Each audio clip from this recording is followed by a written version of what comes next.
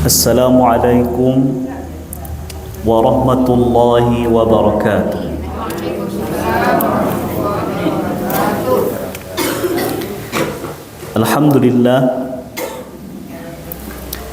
Alhamdulillahi wal wahidil qahhar al azizil ghaffar mukawwiril laili 'alan nahar tadhkiratan li ulil qulubi wal absar. Ashhadu an la ilaha illallah wahdahu la sharika lah wa ashhadu anna Muhammadan 'abduhu wa rasuluh. Allahumma salli wa sallim ala sayyidina wa syafi'ina wa maulana Muhammad wa ala alihi wa ashabihi wa man tabi'ahum bi ihsanin ila yaumiddin, amma ba'du. Allahumma bika asbahna wa bika amsayna wa bika nahya wa bika namut wa ilayka nushur. أصبحنا على فطرة الإسلام وعلى كلمة الإخلاص وعلى دين نبينا محمد صلى الله عليه وسلم وعلى ملة أبينا إبراهيم حنيفا مسلما وما كان من المشركين. اللهم انفعنا بما علمتنا وعلمنا ما ينفعنا وزدنا علما. Rabbi shrah li sadri wa yassir li amri wahlul 'uqdatam min lisani yafqahu qawli. Amin ya rabbal alamin.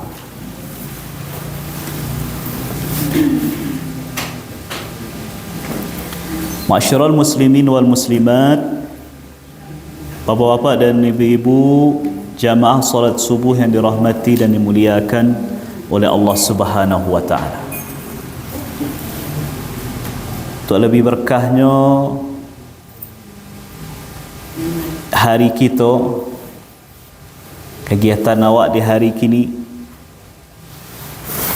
mari kita baca Bapak Ibu bagi yang lah hafal Sayyidul Istighfar. Ya, hafal Ibu? Kita baca sama-sama. Allahumma anta rabbi la ilaha illa anta khalaqtani wa ana 'abduka wa ana 'ala 'ahdika wa wa'dika mastata'tu a'udzu bika min syarri ma sana'tu abu'u laka bi ni'matika 'alayya wa abu'u bi dhanbi faghfir li fa innahu la yaghfiru dhunuba illa anta. Kata Nabi, siapa yang membaca Sayyidul Istighfar di pagi hari dengan diiringi meyakini ayang nyo baca, nyo pahami, nyo yakini, nyo baca itu di pagi hari, meninggalnya di pagi hari atau di siang hari itu, maka nyo masuk ke dalam surga. Dan siapa yang membacanya di sore hari dengan penuh keyakinan, maka nyo akan masuk surga pula. Mudah-mudahan dengan mengawali kegiatan kita berzikir kepada Allah, Allah tambahkan keberkahan untuk diri awak dan keluarga kita. Amin ya rabbal alamin. Kita lanjut kajian Riyadhus Shalihin, kitab hadis yang disusun oleh Imam An-Nawawi. Masih dalam hal-hal yang dilarang oleh syariat. Bab yang ke-282, Babun nahyi an ta'dzibil 'abdi wad-dabati wal mar'ati wal waladi bi ghairi sababin syar'iyyin aw zaidin 'ala qadril adabi. Bab tentang larangan menyiksa hamba, binatang, kemudian kaum wanita, anak-anak tanpa sebab yang syar'i atau melakukannya secara berlebihan di luar batas dalam melakukan pendidikan atau adab. Nah, Imam An-Nawawi mendasarkan kajian beliau terhadap bab ko kepada satu buah potongan ayat dan 9 buah hadis Nabi sallallahu alaihi wasallam. Firman Allah, qala Allah Ta'ala fil Qur'anil Karim, a'udzu billahi minasy syaithanir rajim. Bismillahirrahmanirrahim. Wa bil walidaini ihsana wa bidhil qurba wal yatama wal masakin wal jari dhil qurba wal jaril junubi was sahibi bil jambi wa ibnis sabil wa ma malakat aymanukum innallaha la yuhibbu man kana mukhtalan fakhura. Dan berbuat baiklah kepada kedua orang tua, kepada karib kerabat, anak-anak yatim, fakir miskin, tetangga dekat, tetangga jauh, kemudian teman sejawat, kemudian ibnu sabil, dan budak-budak yang kamu miliki. Sesungguhnya Allah tidak menyukai orang yang sombong lagi membangga-banggakan dirinya. Surat An-Nisa, surat yang keempat, ayat 36. Bapak-bapak dan ibu-ibu, bahasan kita tentang larangan menyiksa.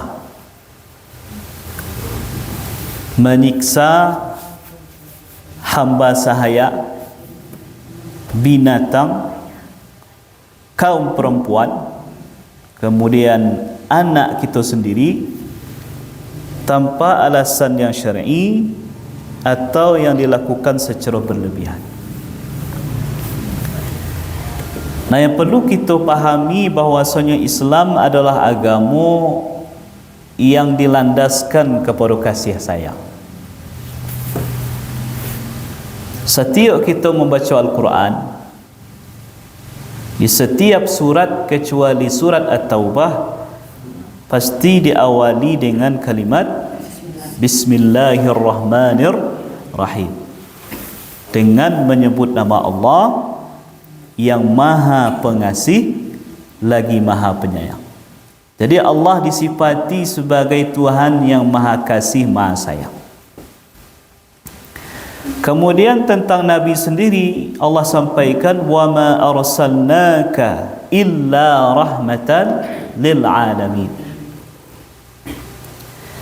Dan tidaklah kami mengutus engkau wahai Muhammad kecuali sebagai rahmat bagi semesta alam. Artinya diutusnya Nabi dengan ajaran Islam ko menebarkan rahmat kasih sayang untuk seluruh yang ada di alam semesta.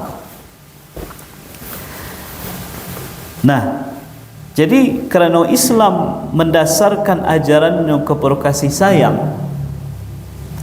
segala hal yang bertentangan dengan sifat kasih dan sayang itu ditentang di dalam Islam. Nah, kalau awak mencari ayat ke Bapak Ibu, surah An-Nisa ayat 36 go, di situ tampak betapa luar biasanya Islam mengatur tentang menyebarkan kasih sayang kepada sesama manusia, bahkan kepada makhluk Allah yang lain. Buat kaji cik-cik secara ringkas. Yang pertama diperintah kita berbuat elok kepada siapa? Wabil walidain, kepada kedua orang tua, ayah dan ibu awak. Berbakti ke orang gaib adalah salah satu pintu surga terbaik untuk kita. Jadi ada seorang ulama, Bapak Ibu, meninggal ibu beliau. Menangisnya, tak tanggung tangisnya. Ya. Kemudian bertanyalah kawan-kawan beliau, yang mengenal beliau dengan baik, kau sebenarnya kau orang soleh, tapi bakok mulai tu menatanginya. Lalu ajak seulama tadi yang menangis bukan kerana tak sabar dengan ujian Allah, tidak.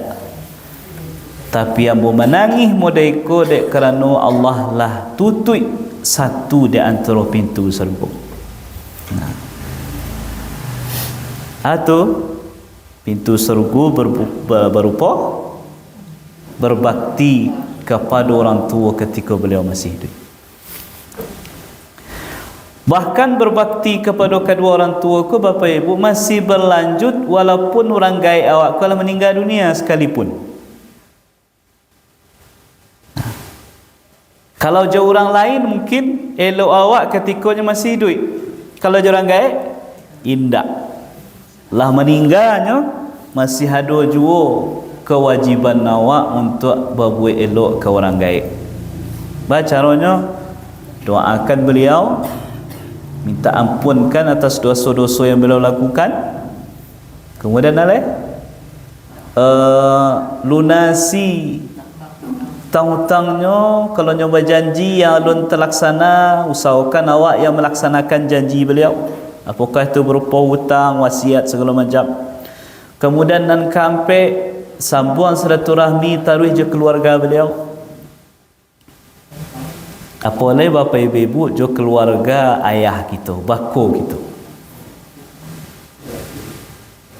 Rata-rata kalau orang Minang ko mai lebih cenderung lebih dakik ke keluarga ibu atau ke keluarga ayah? Rata-rata kan ke keluarga ibu ya. Banyak orang yang tak dakik jo keluarga ayahnya jo bakonya. Makanya ada pepatah Minang mengatakan sehabis kucing sehabis ngeong. Ngeong kucing tu kan ketikanya masih hidup nak bo. Kalau lah mati kucing lai je ngeongnya lai. Kan tak ada dah.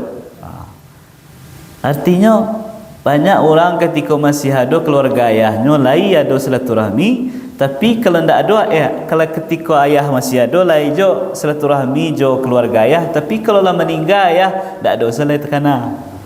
Itu yang harus awak perbaiki. Kalau ada itu terjadi, sambung taruh hubungan kekeluargaan je keluarga ayah gitu. Termasuk je keluarga ibu, tentu saja. Kemudian dan kalimo taruh hubungkan silaturahmi jo kawan-kawan beliau. Kawan-kawan. Makanya kalau bisa dia awak ke bapa ibu, kenalkan kawan-kawan awak tu ke anak-anak kita. Ibu-ibu boleh perkenalkan kawan-kawan ke anak tak? Main tak? Ada nak majak silaturahmi anak ke rumah kawan tu? Ni terutama di tampik-tampik yang masih bisa dijangkau lah bagi awak ya. Jadi kalau bisa itu yang dilakukan selagi awak masih ada kok. Kenalkan anak awak je keluarga kawan gitu. Sampaikan nak, aku kawan ayah, kau kawan ibu gua. Anak ni kok ajaknya silaturahmi. Minimal gak sekali tahunya kau keluarga kawan ayahnya, kau anaknya sebagai macam. Mudah awak nasihatkan. Kok meninggal ayah ibu nanti nan jo urak jo naniko kau hajan kalian putih tali silaturahmi. Lanjut tu. Nah. Jadi saking besarnya hak orang tua, lah meninggal pun masih ada kewajiban untuk obek. Nah. Dan sebaliknya duraku ke orang tua adalah salah satu min akbaril kabair, dia antara dosa-dosa gadang. Itulah bapa ibu-ibu kaji itu, ada kajian khususnya al-kabair. Lai jalan je bu? Lai ya, je ustaz Hidayatullah. Tahu tu.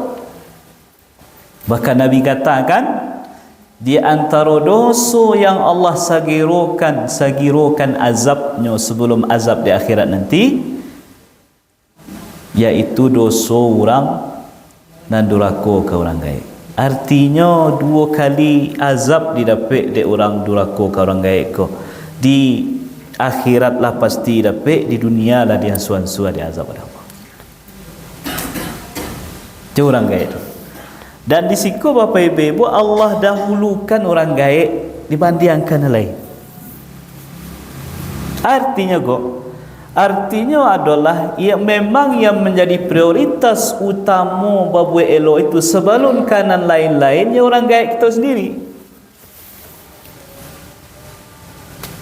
Ada orang royal jo kawan-kawannya, tak tangguh ringan tangan jo kawannya, tapi ke orang gaib sendiri kadang pilih. Akulah tahu dia. Lah kemudian jo sia lain jo karib kerabat, jo yang punya hubungan, apalah yang punya hubungan darah jawab. Nah, punya hubungan darah. Apakah itu kakak kita kah, jo turunan-turunannya, anaknya, suaminya, atau jo adik kita, jo turunannya, anaknya ko suaminya. Itu yang menjadi prioritas awak berbuat elok. Kemudian wal yatama, anak-anak yatim. Siapa anak yatim? Man mata abuhu wa huwa lam yahtalim wa huwa lam yablugh. Seorang anak yang kematian ayah yang ngalun mencapai usia balik, itu anak yatim. Nah, jadi memang sebaiknya memang yang idealnya bagi awak yang mengurus dana yatim, tolong tanya ibana nan siana nan dulu menerima dana yatim, nan tahun kini masih berhak taknya menerima tandanya tak berhak lah. Kalau lah balighnya berarti tak berhak lah. Kalau bisa kita ditanya, panggil orang gaibnya, bu pak, tibu ya mungkin apa dah, kenapa yang meninggal kan itu.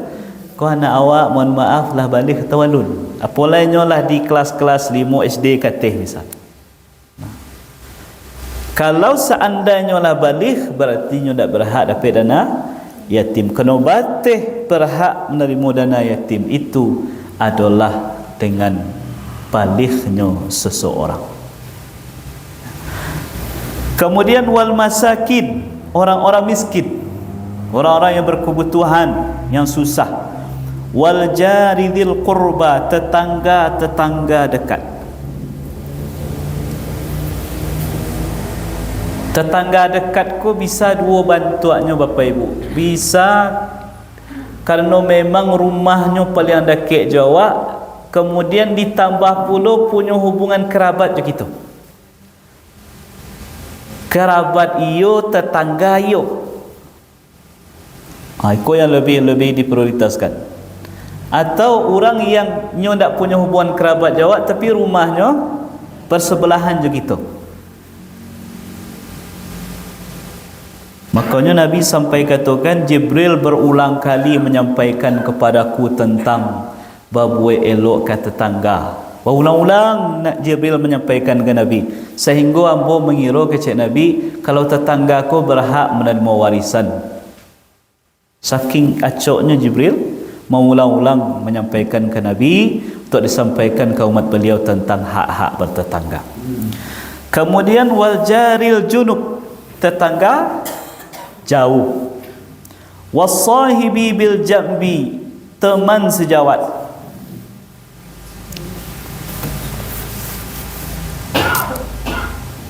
Kawan-kawan dakik. Ada 3 maknanya menurut ulama aku Bapak. Yang pertama yang dimaksud itu adalah istri atau suami. Makanya ada istilah dan istrinya suami itu kawan semua hidup.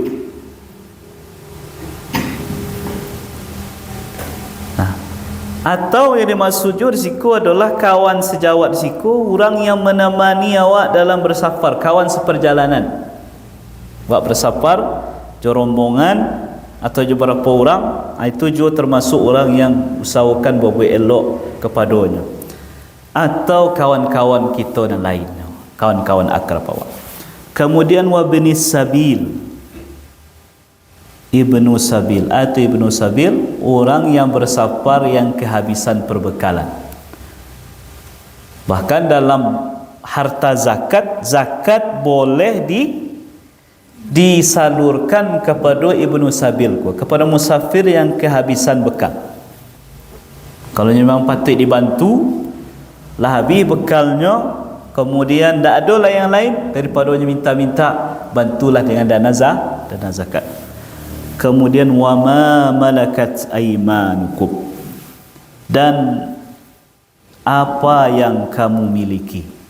Kecil ulama, maknanya ada dua. Bisa jadi maknanya risiko budak awak dulu ketika budak masih ada, wajib berbuat baik kepada budak.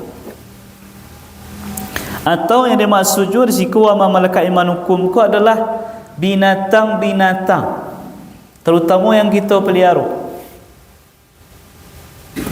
Tentu yang boleh dipelihara, wajib berbuat baik kepada walaupun itu binatang sendiri. Kemudian ditutup oleh Allah, sesungguhnya Allah tidak menyukai orang yang sombong lagi membangga-banggakan dirinya.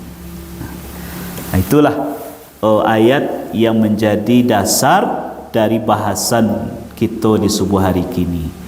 Kenapa dilarang menyiksa hamba sahaya, menyiksa binatang, menyiksa perempuan, menyiksa anak-anak dan yang lainnya? Kerana kau bertolak belakang dengan perintah Islam untuk berbuat elok. Nah, kemudian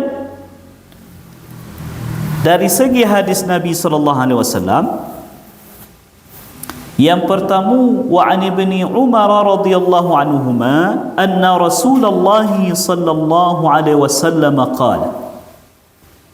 Jadi dalam majlis ko Bapak Ibu, ya kita ingat-ingat antara kalau nama Nabi disebut di hadapan awak, jangan lupa baca sallallahu alaihi wasallam. Taruh ingat tu dalam pengajian-pengajian, dalam majlis-majlis ketika nama Nabi disebut. Kenapa? Kerana supaya awak tak termasuk dalam kategori bakhil, kata Nabi. Al-bakhilu man dzukirtu indahu wa lam yusalli alayya. Orang bakhil, orang pelit, orang yang disebut nama aku di hadapannya tapi dia tidak bersalawat kepadaku. Saukan sallallahu alaihi wasallam, walaupun dengan bacaan yang lirih yang terdengar di awak. Qala, beliau bersabda, udhibat imra'atun fi hirratin sajanatha hatta matat fadakhalat fiha an-nar la hiya at'amatha wa saqatha idh hiya habasatha wa la hiya tarakatha ta'kulu min khashashil ardi. Muttafaqun alaih. Dari Ibnu Umar, semoga Allah meridai keduanya, bahwasanya Rasulullah sallallahu alaihi wasallam bersabda, seorang perempuan diazab disebabkan karena seekor kucing yang dia kurung sampai mati. Dia masuk ke dalam neraka. Kenapa? Karena kucing yang dia kurung tadi tidak dia beri makan, tidak dia beri minum, kemudian dia mengurungnya dan dia tidak melepaskan kucing tadi sehingga kucing tadi bisa makan dari serangga-serangga tanah. Jadi itulah bentuk rahmat ajaran Islam ke Bapak Ibu. Kabinatang pun disuruh kita sayang.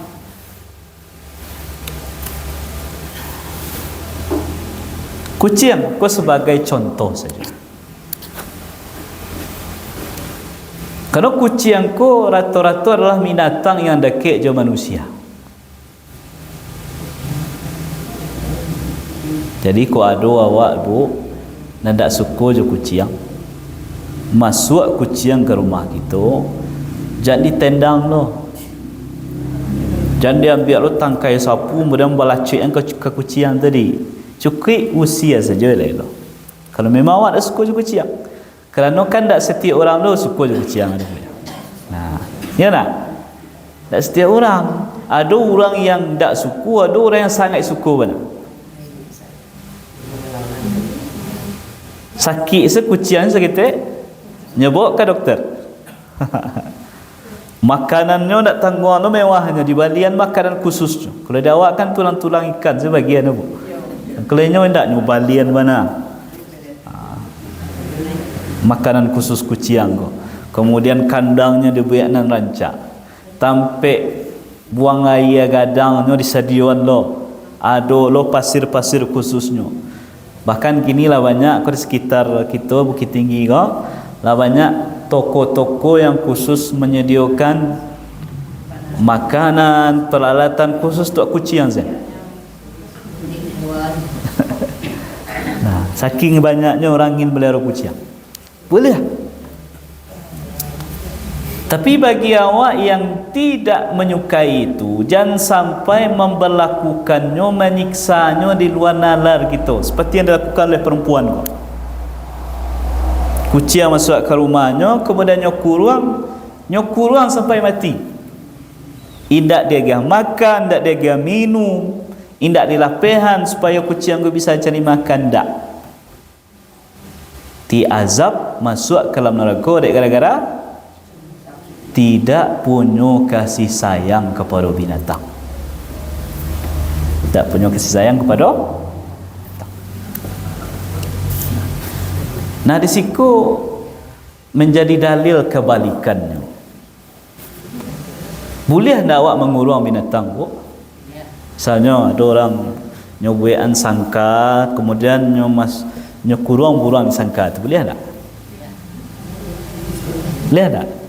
Boleh, asalkan kebutuhannya dipenuhi. Kebutuhannya makannya, minumnya, kalau bisa pasangannya. Kau nak gara-gara Alfu? Ya, binatang tu kalau di alam dia kan, mohon maaf, nan batino mencari nan jantan cari betina, kan itu normalnya. Makanya ketika awak kurangnya di sebuah sangka boleh, asal makanannya disediakan, minumannya peliharaan, kalau bisa carian lo kawannya, supaya tak tamanong-manong surang sebenarnya taruh ibu. Boleh. Nah, kalau hadis kau kan dikurung, tak dia makan, tak dia minum, dilarang dalam Islam. Maka kecil ulama boleh mengurang binatang. Apakah itu sebagai kan ada orang yang suka itu baik kebun binatang segala macam atau dalam sangkar-sangkar tertentu, boleh itu dengan syarat tolong kebutuhan-kebutuhan binatang tadi diperhatikan. Jangan sampai diberlakukannya dengan tidak baik. Nah, bapak-bapak dan ibu-ibu jamaah yang dirahmati dan dimuliakan oleh Allah Subhanahu wa taala. Kalau mengurung binatang saja, tak ada dia makan, tak ada dia minum, modeko azabnya. Lalu bagaimanalah gadangnya dosa dan azab nanti orang yang mengurung manusia. Di mana penjara paling gadang di dunia kini, Bapak Ibu? Nyo penjara dak penjara Batansi lah. Di mana tu? Di Gaza, Palestina. Bisa orang Gaza tu keluar dari Gaza tu? Bisa tak? Bisa taknya keluar dari situ? Indah. Dikurungkan di Israel itu, apa namanya, di Palestina itu. Israel tu membuat tembok tinggi yang tak bisa dipanjat, tabayun tak bisa dipanjat, susah sekali. Kalau tak dengan cara-cara tertentu, tak bisa orang keluar di sini, dan itu dijaga ketat. Kalau ada yang berani keluar di sini, ditembaki. Tak hanya itu, makanan ditahan, minuman ditahan, pasokan listrik apa lain, kemudian dibom taruh menaruh. Labara lamunya ko taruhnya sampai kini, Bapak Ibu. Kalau je kucing saja, binatang saja, lah diingatkan oleh Nabi ada perusi yang perempuan disiksa dek gara-gara itu, apalagi kalau orang yang memperlakukan manusia tidak ubah seperti binatang. Makanya masalah Palestina itu bukan sekedar masalah perebutan lahan, tidak lah masalah penjajahan, lah masalah genosida, ingin menghilangkan generasi dan seterusnya. Nah, jadi kepada binatang saja kita disuruh punya kasih sayang, apalagi kepada sesama manusia, walaupun yang bukan orang muslim sekalipun, wajib kita berbuat kasih sayang kepada mereka. Kemudian hadis yang kedua, wa anhu annahu marra bi fityanin min quraishin qad nasabu tayran wa hum yarmunahu wa qad ja'alu li sahibi at-tayri kulla khati'atin min nablihim falamma ra'aw ibn Umar tafarraqu faqala ibn Umar man fa'ala hadha la'ana Allahu man fa'ala hadha inna Rasulullah sallallahu alaihi wasallam la'ana man ittakhadha shay'an fi ar-ruh gharadan, muttafaqun alaih. Juga diriwayatkan oleh Abdullah bin Umar bahwasanya suatu hari beliau melewati sekelompok remaja-remaja atau pemuda-pemuda dari kalangan Quraisy. Manga pemuda remaja Quraisy ke Bapak Ibu, nasabu tayran wa hum yarmuna, nyoike buruang, nyokabek buruang, kemudian nyojadian sasaran memanah, padahal buruang kau masih hidup. Kemudian dijadikan aturan, setiap anak panah yang meleset dak kena ke buruang tadi menjadi milik orang yang punya buruang. Nah, jadi itu aturan. Jadi ada orang yang menyediakan buruang masih hidup dikit di sebuah tiang, kemudian tu jadi sasaran latihan memanah. Kok tak sampai sasaran ke buruang tadi, berarti anak panah tu punya zia milik orang yang punya buruang tadi. Tatkala Ibnu Umar melihat itu, tafarraqu, anak-anak muda ko berlarianlah ketakutan. Aku menunjukkan sebenarnya nyo tahu ko pelakunya salah dan nyo sagan, takut je Abdullah bin Umar, menunjukkan wibawa Abdullah bin Umar yang luar biasa. Maka berkatalah Ibnu Umar, siapa yang melakukan mereka gua, Allah melaknat siapa yang melakukan hal seperti ini. Sesungguhnya Rasulullah sallallahu alaihi wasallam melaknat siapa saja yang menjadikan binatang yang bernyawa sebagai sasaran tembaknya.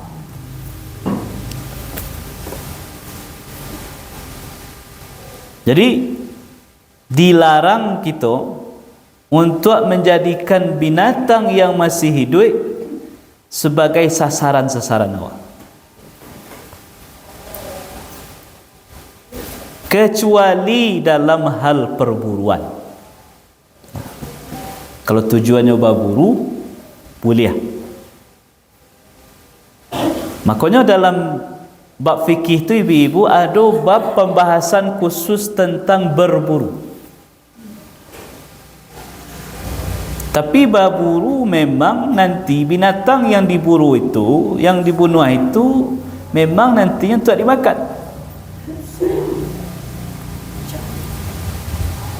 Nah, tapi perlu ada adabnya. Ada adabnya. Contohnya ketika misalnya ada orang berburu menggunakan panah misalnya.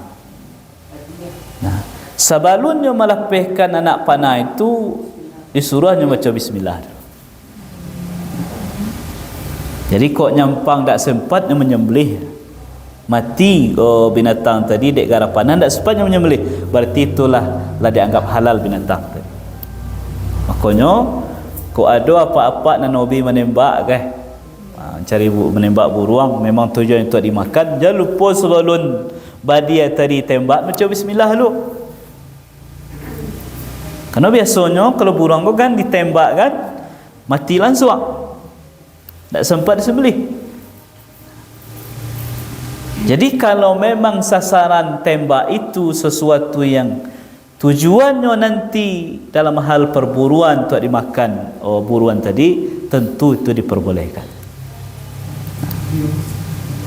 Tapi kalau sekadar untuk main-main, apa saja binatangnya Bapak Ibu tak boleh. Sekadar main-main ya. Sekadar main-main, sekadar untuk menjadi latihan menembak awak, kemudian setelah itu binatang tadi dibuang pulai, berarti ko perbuatan yang masuk perkara yang dilaknat oleh Allah. Kecekkan oleh para ulama, ko ada dalam Al-Quran atau dalam hadis kalimat la'anallah, Allah melaknat, berarti perbuatan tadi termasuk dosa gadang. Nah, termasuk dosa kan? Nah, dan bahaya, termasuk kadang dulu kalau waktu abang masih ketek-ketek dulu Bapak Ibu, kalau awak tak tahu kan, kalau hadis Nabi itu kan ada dianjurkan membunuh apa? Cacak kan? Bunuh cacak, membunuh ular hitam. Dek menangai itu, maka dicari cacak ko di pelepah-pelepah pisang tu. Kan banyak yang mandok-mandok sini tu. Dicari dikitnya, lah dapat cacak tadi, dikabean kemudian mereka sampai mati. Memang awak disuruh kok sebut cacat disuruh bunuh dia. Tapi bunuhnya bukan cara disiksa, langsung bunuh langsung mati. Nah, jadi binatang apapun yang sifatnya dilakukan penyiksaan dalam mematikannya, itu adalah sesuatu yang dilarang dalam Islam.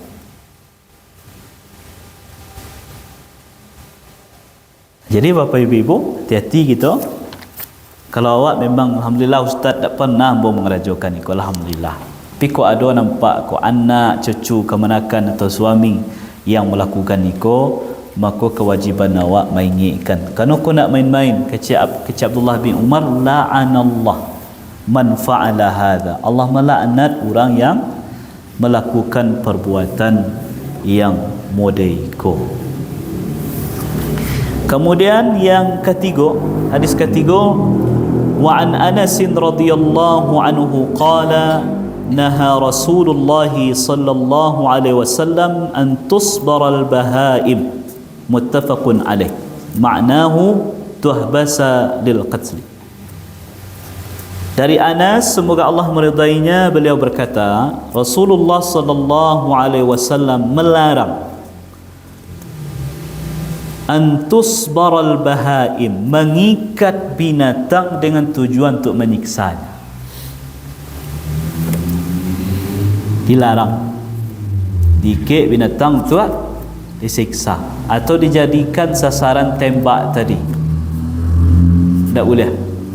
Atau termasuk dalam larangan perempuan yang menguruang kucing tadi, termasuk juga dalam larangan yang disampaikan oleh Nabi sallallahu alaihi wasallam. Kemudian hadis nan kampe, wa an Abi Ali Suwaid bin Muqarrin radhiyallahu anhu qala laqad ra'aytuni sabi'a sab'atin min bani Muqarrin ma lana khadimun illa wahidah لطمها أصغرنا فأمرنا رسول الله صلى الله عليه وسلم أن نعتقها رواه مسلم وفي رواية سابي إخوة لي. Dari Abi Ali Suwaid bin Muqarrid, semoga Allah meridainya, beliau berkata bahwasanya aku di saat itu memiliki 7 orang saudara dari suku Muqarrid.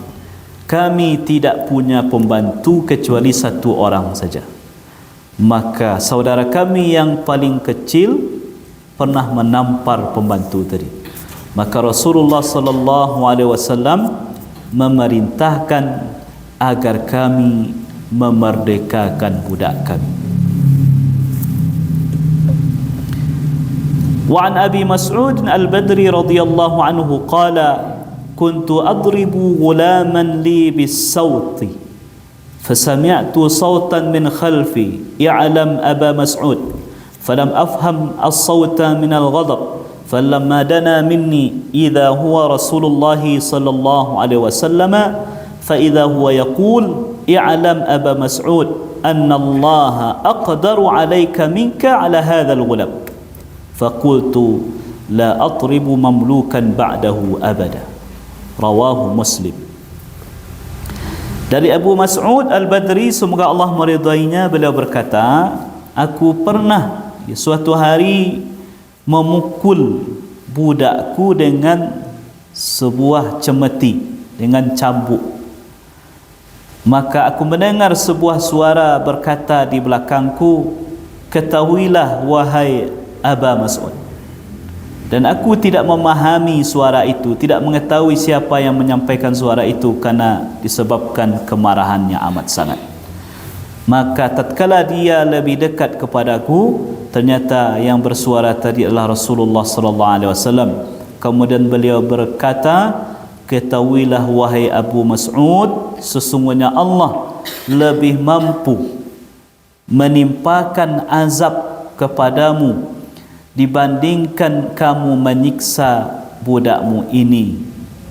Maka aku berkata, aku tidak akan pernah memukul budakku lagi setelah ini selama-lamanya. Wa fi riwayatin fasaqata as-sautu min yadi min haibati.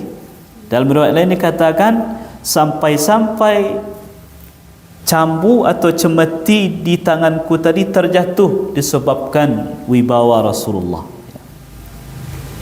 Wa fi riwayatin faqultu ya Rasulullah wa hurrun liwajhillahi ta'ala.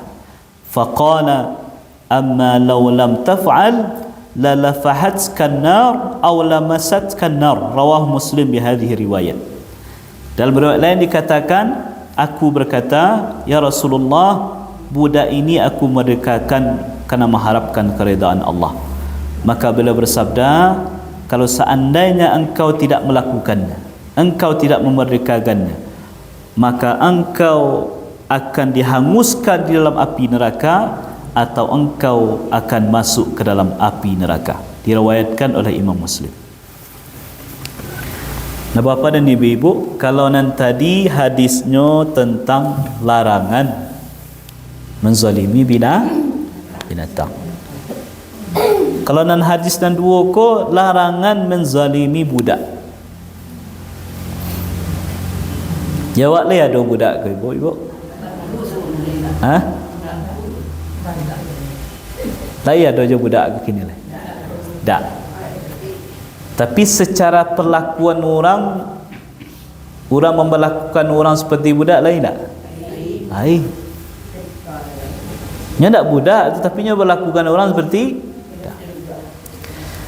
Jadi budakku Bapak Ibu, kenapa kok sulit sekali dihilangkan dulu? Jadi salah satu hal yang yang Islam menghilangkan secara baransua-ransua, tak bisa dihilangkan sekaligus. Seperti khamar tu kan pengharamannya baransua. Pada dulu yang pertama dikatakan khamar itu ada manfaatnya, ada mudaratnya. Tapi mudaratnya lebih gadang daripada manfaatnya. Tapi masih dibolehkan. Dan kedua, turun pula firman Allah mengatakan la taqrabus shalah wa antum zukara. Kalau kalian salat jangan mabuk. Kerana ada orang yang ketika salat dalam keadaan mabuk tak jalan saya ayat yang baca ni. Nah, kemudian baru tiba perintah yang ketiga menyatakan keharaman khamar, menyatakan itu adalah najis, disuruh oleh Allah untuk menghindari. Maka di saat itu diceritakan di Madinah, sahabat-sahabat yang di rumahnya masih ada simpanan-simpanan khamar, membuangnya ke halamannya, sampai-sampai taganang khamar itu di halaman rumah para sahabat. Mansuansu, kenapa? Karena khamar itu di zaman itulah dianggap sangat biasa. Model orang minum kopi. Makanya tak bisa sekaligus dihilangkan. Kalau sekaligus dihilangkan, mungkin banyak orang tak akan menerima Bapak Ibu. Termasuk budak. Budak adalah hal yang sangat biasa. Tak sekadar biasa tu, sangat biasa, bahkan menjadi kebutuhan dulu itu. Seperti butuhnya orang-orang yang lai bapiti jo pembantu kini. Tapi bedanya budak konya ibarat barang, boleh diperjualbelikan. Mohon maaf, boleh digauli oleh yang punyanya, oleh majikan laki-lakinya kalau budaknya perempuan. Nah, makanya Islam memandang perbudakan ku sebenarnya kurang elok. Makanya dia suan-suan mapui. Caranya salah satunya adalah modeko. Kok ada orang yang memperlakukan budaknya dengan tidak baik. Budaknya nyo hukum padahal budaknya nak dobek kesalahan dah. Makanya disuruh untuk memerdekakan. Atau dalam sebahagian kafarat-kafarat, misalnya disuruh memerdekakan budak. Contohnya Bapak Ibu, kafarat orang yang berhubungan suami isteri di siang hari Ramadan. Nah, kan tu membatalkan puasa ya, menyengaja membatalkan puasa, mohon maaf, dengan hubungan suami isteri di siang Ramadan. Maka ada 3 kafaratnya. Yang pertama, puasa 2 bulan berturut-turut, dan kedua, bagi makan berapa? 60 tidak salah. Ya, 60 60 fakir miskin, dan ketiga memerdekakan budak. Jadi salah satunya dengan memerdekakan budak, dan mungkin kafarat-kafarat yang lain. Tujuannya tujuannya Islam ingin praktek perbudakan bansuan sua akhirnya hilang, walaupun tak bisa dihilangkan secara sekaligus. Jadi di siko kita lihat, jangankan kepada manusia merdeka, kepada budak pun di masa dahulu disuruh untuk berbuat elok. Bahkan berkewajiban majikan yang punya budak tadi magiah makan budaknya, magiah minum budaknya, menyediakan pakaian sampai tinggal dengan sebaik-baiknya. Jadi bukan dalam seperti pandangan orang ya, seperti terpandang orang, budak itu bisa diberlakukan seenaknya saja. Tidak, dalam Islam diatur.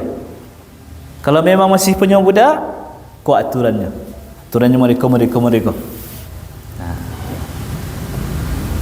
Nah, dari 5 hadis yang kita kaji kini Bapak Ibu, dapatlah kita lihat bagaimana Islam memperlakukan makhluk-makhluk Allah dengan penuh kasih sayang. Binatang disuruh kita kasih sayang kepada binatang itu. Para budak di zaman masih ada perbudakan disuruh kita untuk berkasih sayang. Kemudian yang terakhir, karenanya masih berkaitan hadis dan ke-6, wa an ibni Umar radhiyallahu anhuma anna an-nabiy sallallahu alaihi wasallam qala man daraba ghulaman lahu hatta lam ya'tihi aw latamah fa inna kafaratahu ay yu'tiqah. Rawah Muslim. Dari Abdullah bin Umar, semoga Allah meridai keduanya, bahwasanya Nabi sallallahu alaihi wasallam bersabda, siapa yang memukul budaknya dengan kesalahan yang tidak pernah dilakukan oleh budaknya, atau dia menampar budaknya karena padahal dia tidak pernah berbuat salah, maka kafarat dosanya adalah dengan memerdekakan budak tadi. Nah, Bapak dan Ibu, itulah kajian kita di subuh hari ini berkaitan dengan haramnya melakukan penyiksaan atau memperlakukan binatang manusia secara karih yang berlebihan. InsyaAllah kita lanjut di pertemuan berikutnya menyelesaikan hadis 7 sampai hadis 9. Silahkan.